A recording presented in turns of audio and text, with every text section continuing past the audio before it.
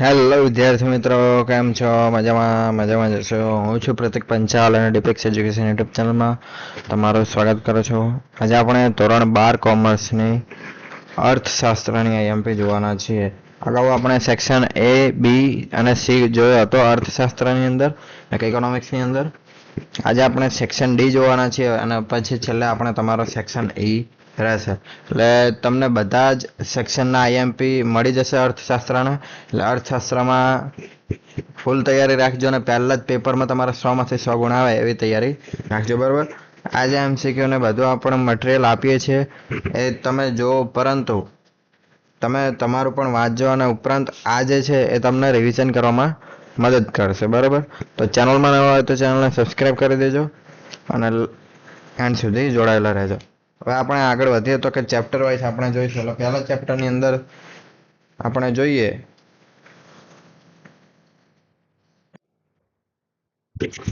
તો યુનિટ 1 એની અંદર છે અર્થશાસ્ત્રમાં આલેખ. તો આની અંદરથી ફક્ત તમારે એક જ પ્રશ્ન હશે સેક્શન ડીમાં.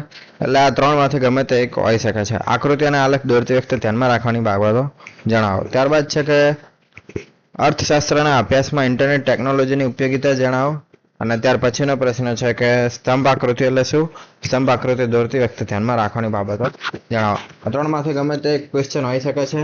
કદાચ કોમ્પ્યુટર ટેકનોલોજી ન પૂછે અને એના સિવાય ઇન્ટરનેટ ટેકનોલોજીને બદલે કોમ્પ્યુટર ટેકનોલોજી પૂછે તો પણ તમને આવડે, બરાબર.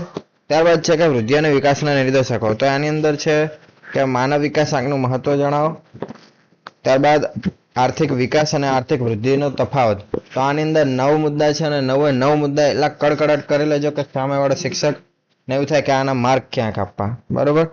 તો છેલ્લે જ છે બધા મુદ્દા, તો એકવાર જોઈ લેજો. ત્યારબાદ છે કે જીવનની ભૌતિક ગુણવત્તા એટલે શું, તેમાં કઈ બાબતોનો સમાવેશ થાય છે. ત્યારબાદ છે કે જીવનની ભૌતિક ગુણવત્તાના આંકના 3 ઘટકો જણાવો.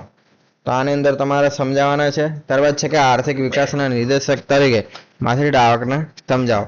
અને ત્યાર પછીનો પ્રશ્ન છે કે આર્થિક વિકાસના નિર્દેશક તરીકે રાષ્ટ્રીય આવકને સમજાવો. તો આ બે પ્રશ્ન એટલે મૂકે કે કદાચ તમને માથાદીઠ પૂછ્યું ને આ રાષ્ટ્રીય આવક પણ પૂછી લે, અથવા રાષ્ટ્રીય આવકના પૂછે તો માથાદીઠ આવક, એટલે બેમાંથી ગમે તે એક પૂછાય તો તમને વાંધો ના આવે. એટલે બંને પ્રશ્નો એકવાર જોઈ લેજો.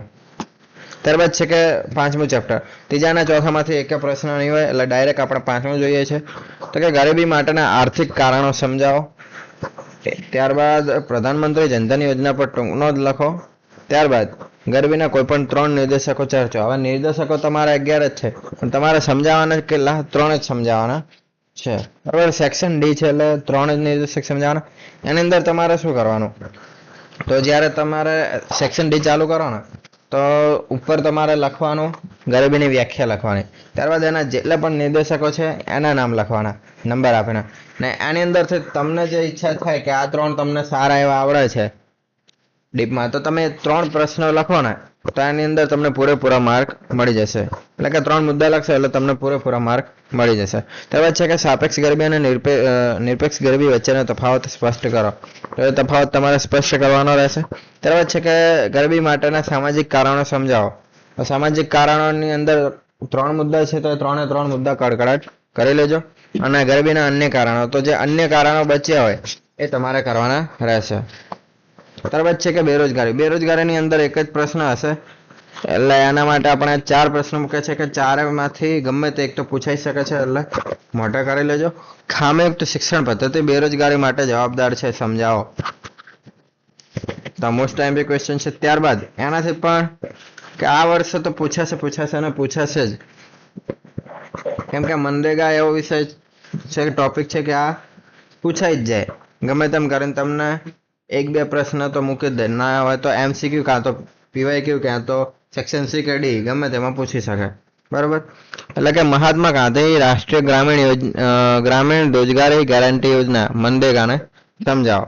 તો આની અંદર જોવા જઈએ તો કે 7 થી 8 લાઈનો છે. તો એ બધી જે મેઇન આવતું હોય એની અંદર એ તમારે લખી દેવાનું, અને લખો તો એની નીચે અંડરલાઈન કરજો.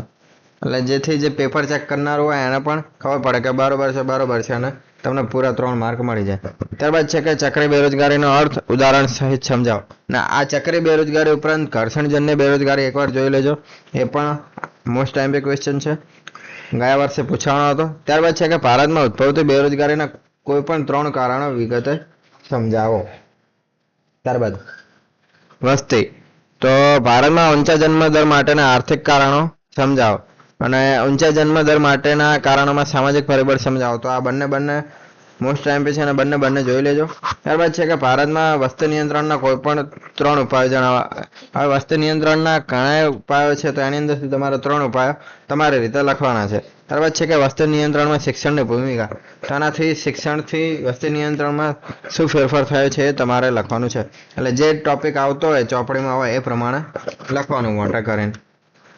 ત્યારબાદ છે કે વસ્તી નિયંત્રણના ઉપાયો, તો ઉપર તો 3 ઉપાયો જણાવે છે, પણ એના સિવાયનો જે કે વસ્તી નિયંત્રણના ઉપાયો, તો આની અંદર તમારે તમારી રીતે લખવાનું.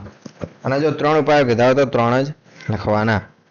ત્યારબાદ છે કે કૃષિ ક્ષેત્ર, તો પાક ફેરબદલી પર ટૂંકનો જ લખો. ત્યારબાદ નીચે ખેતી ઉત્પાદકતાના કારણોમાં સંસ્થાકીય પરિબળો સમજાવો. આની અંદર પણ ઘણા મુદ્દા છે, આની અંદરથી તમારે ફક્ત ને ફક્ત 3 મુદ્દા લખવાના. ત્યારબાદ છે કે ભારતમાં કૃષિ ક્ષેત્ર અર્થતંત્રની કરોડરજ્જુ સમાન છે, સમજાવો. તો આ તમારે સમજાવવાની રહેશે.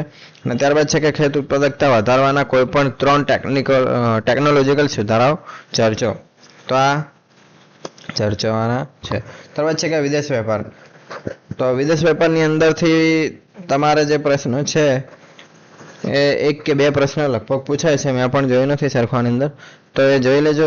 કેમ કે 5 પ્રશ્નો છે એટલે લગભગ 2 પ્રશ્નો તો આની અંદરથી પૂછાશે. એટલે ટૂંકનો જ લખો. તો ઊંડામણનો દર એ આપણે આગળના વિડીયોમાં પણ સમજાવ્યો હતો, સેક્શન C ની અંદર સમજાવ્યો હતો, તો એને એકવાર જોઈ લેજો એટલે તમને ખબર પડે. જો તમે ડીપલી વિડીયો જોતા હશો તો તમને સારી રીતે ખબર પડશે. ત્યારબાદ છે કે વિદેશ વેપાર માટેના કોઈ પણ 3 કારણો સમજાવો. ત્યારબાદ ત્રીજો ક્વેશ્ચન છે કે વિદેશ વેપારના સ્વરૂપને અસર કરતા 3 પરિબળો સમજાવો. ઉપર કારણો હતા અને આ પરિબળો છે, એટલે બંનેમાં ફરક છે.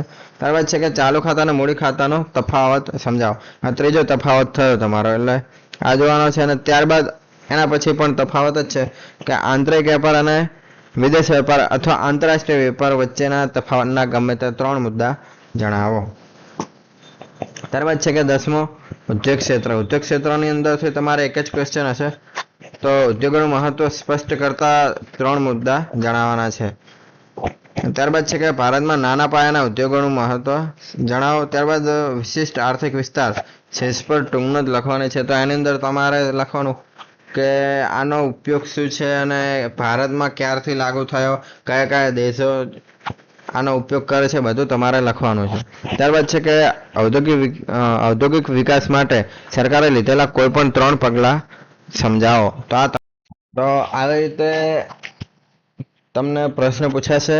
એટલે તમારે જોવા જઈએ તો 3જું, 4થું અને 11મા ચેપ્ટરમાંથી એક ક્વેશ્ચન નહીં હોય સેક્શન D માટે, બરાબર.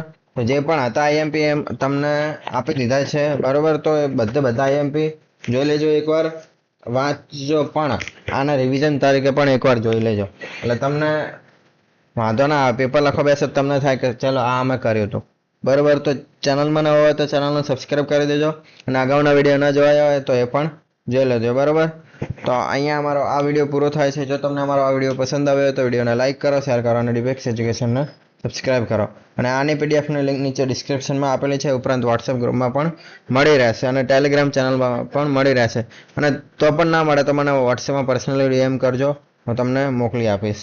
અને ઇન્સ્ટાગ્રામ પેજને ફોલો કરવાનું ભૂલતા નહીં, જેથી તમને અગાઉથી નોટિફિકેશન મળતી રહે. તો મળીએ આવતા વિડીયોમાં. ત્યાં સુધી ટેક કેર. જય હિન્દ, જય ભારત, જય દ્વારકાધીશ.